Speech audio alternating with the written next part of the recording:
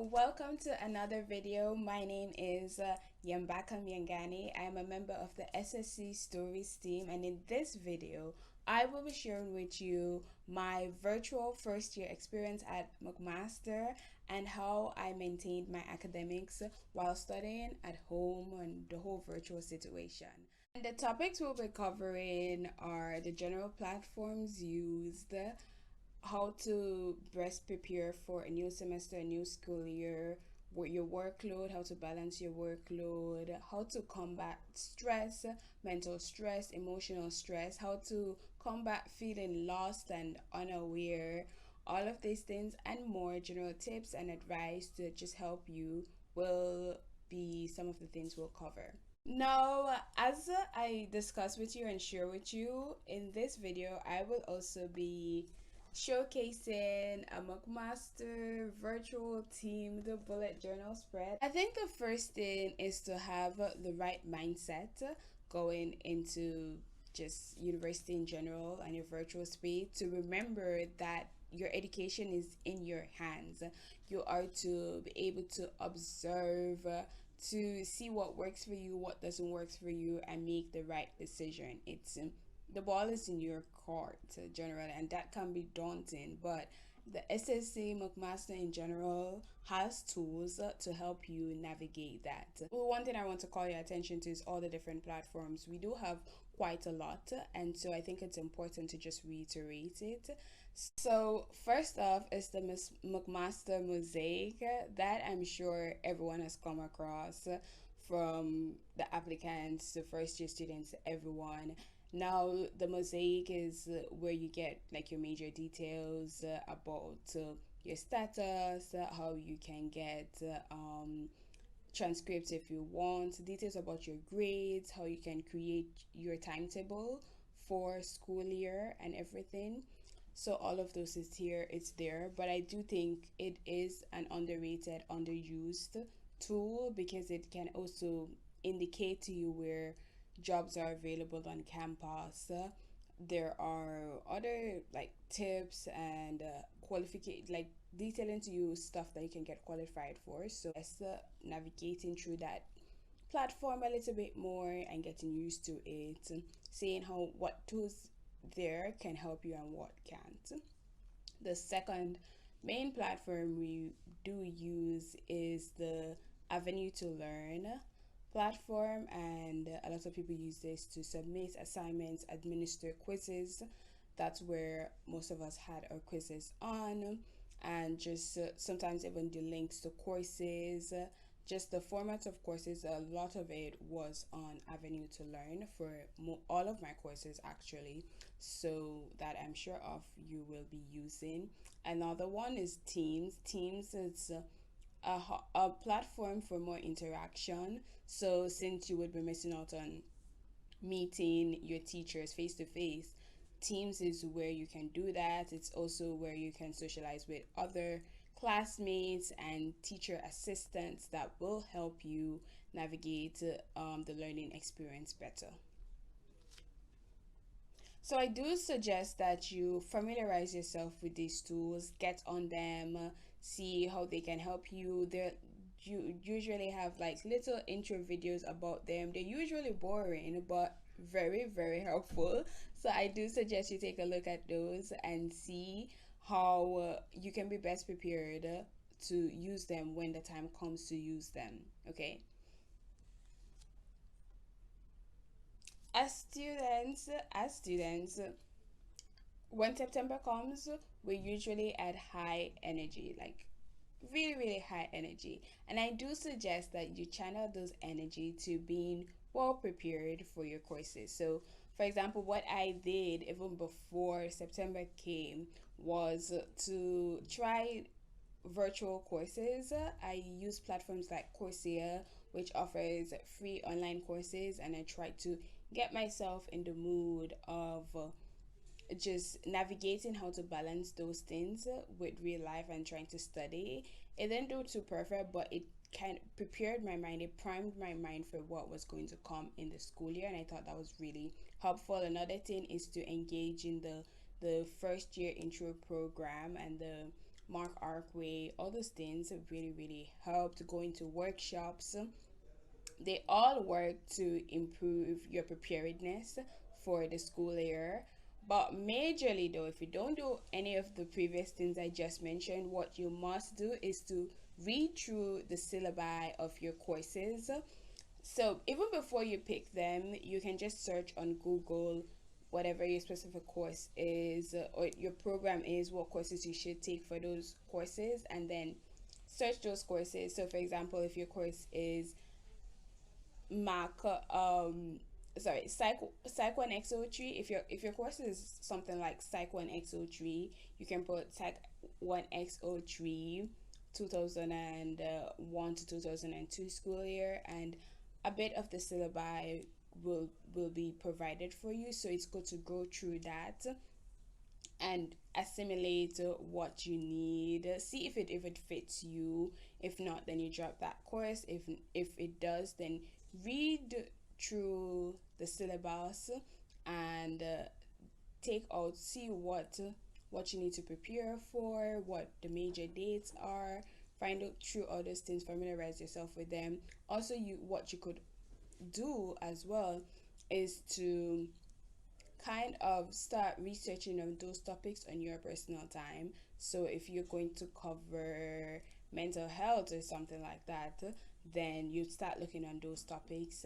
OSCARplus, which is a hub for you to find workshop, but also a hub for you to find SSC's tools that you can immediately access. To give you a little bit of context, I came in as a life science student, and so my experience will be mostly covered around the science experience, but it will reach other things because I did take like business courses and environmental science courses.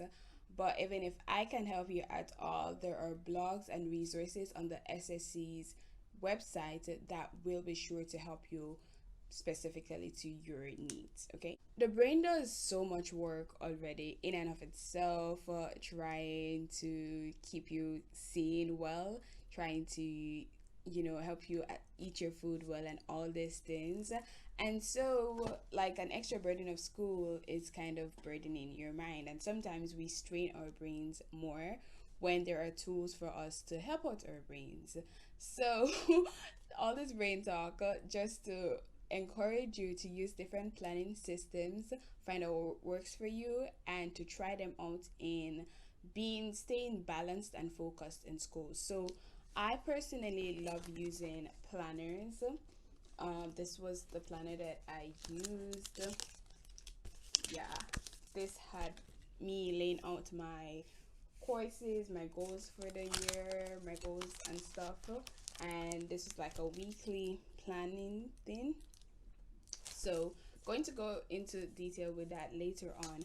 And I also use like a week at a glance thing, and just have things out there reminding me of what is upcoming, what is not. As I said earlier, look through your syllabi, jot those important dates down, the quizzes, the assignments, the major assignments, and just prime your mind towards them. And then as it comes closer, you work better, plan better to achieve the optimum best. Manual planning system might not work for you, and that's great.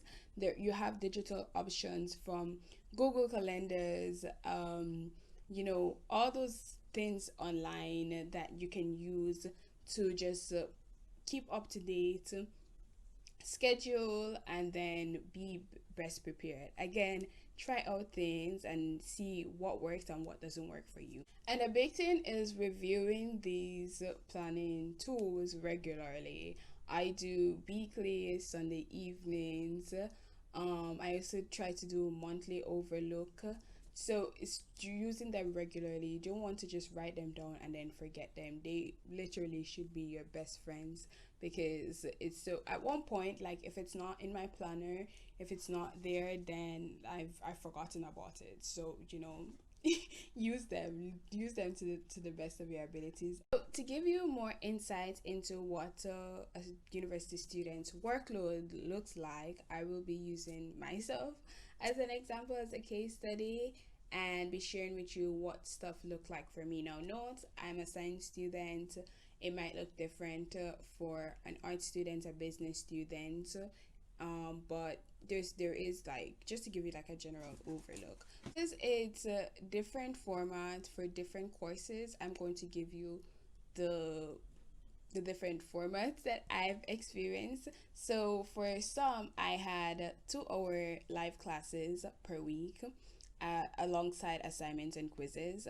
For another one, I had 1 hour live lecture, 2 to 3 hour videos, pre-recorded videos to watch, alongside tutorials, weekly quizzes. That was for Psych 1 XO3 and Psych 1 XX3.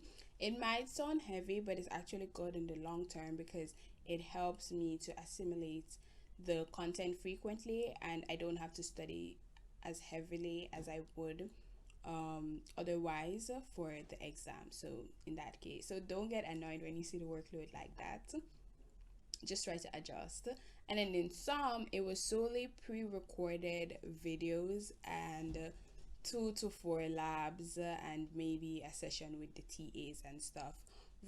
Normally there is like labs, and also labs or assignments depending on the project. And then there's also like a set time for you to interact with TAs, whether it be TA office hours or just like a lab session and you have access to TAs. Now use those to the best of your abilities, because TAs really understand the pain, and so they can help you the most. I used to go as far as emailing my TAs, emailing my teachers, just reaching out to them to in stuff like I didn't understand. It's kind of harder to reach to get in the mind frame of reaching out to them, but I trust me, it helps. So try that out.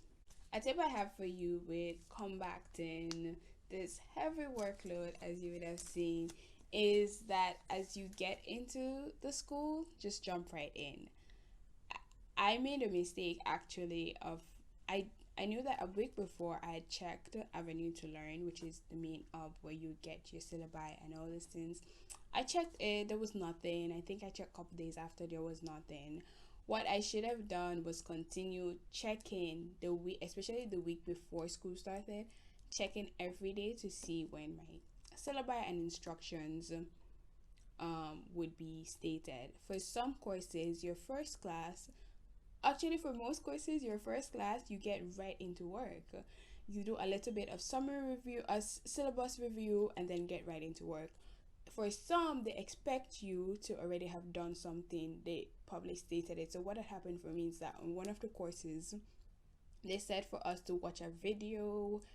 Like one was general review, and also the other one was like content related work. And because in my head I hadn't seen anything, so I was just like, okay, they'll start releasing information the week of school starting, but they had actually sent it information before that we were to watch something. So my advice to you is to just keep checking. A major thing that you would need to know is to learn how to learn. Like, it's a phenomenon with incoming university students, but you really have to learn how to learn. University learning is different from high school. It's for some, it might not even be different from high school, but there is more things to do, and so you will have to learn how to learn that particular subject, how to navigate bio, how to navigate English, that you have to do all those things. How do you learn how to learn? Well, one is to can be changing your note taking styles. I know that I love paper and pencil, just writing down my notes. I love it. I absolutely love it. But it didn't work for me with all subjects. For bio, I found Notion to be best for me to taking down. Using the toggle feature was good way to study. It wasn't for also bio and also environment and society. Something that I did was that a good way I took note wasn't just to write down the important things that I saw, but it was for me to write down my notes as a question. So they would, whatever they were talking about, I would transcribe it into a question form. And because I was using Notion, it has a toggle feature. I'd put it down and then insert the answer of the question, and that was helpful for studying. For maths, I used the OneNote feature on Microsoft, because as McMaster students, we have free access to Microsoft 360 and all their tools down there. Their calendar is also a good feature for planning, just in case you want to check that out. A good resource for note taking and all these learning tools is the SSC's Academic Skills Challenge. I will link the series below.